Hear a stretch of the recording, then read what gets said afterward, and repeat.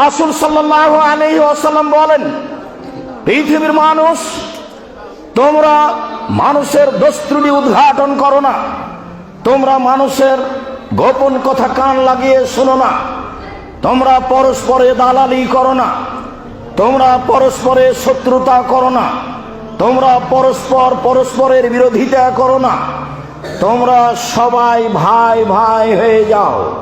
হাদিস বুখারী মুসলিম। শেষ বাক্যটি কে বুঝে কে মানে, কে বুঝে কে মানে? সবাই তাহাজ্জুদ পড়ে, হজ করে, টাকা আছে, প্রতি বছর উমরা করে। এগুলো এমনিতেই মানুষের সাথে জড়িত পাপ সহজে ক্ষমা হবে না। মহান আল্লাহ বলেন, ওয়ালা তাজাসসু, তোমরা মানুষের দোষ ত্রুটি উদ্ঘাটন করো না। রাসূল সাল্লাল্লাহু আলাইহি সাল্লাম বলেন, ওয়ালা তাহাসসু, তোমরা মানুষের গোপন কথা কান লাগিয়ে শোনো না।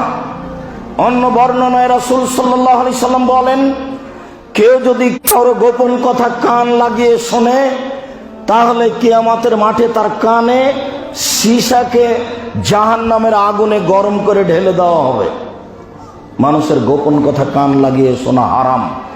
যার কারণে রাসূল সাল্লাল্লাহু আলাইহি সাল্লাম বলেছেন, শোনো পৃথিবীর মানুষ, শুনে রেখো, তোমরা তিনজন সফরে গেলে দুইজনে একসাথে কথা বলবা না।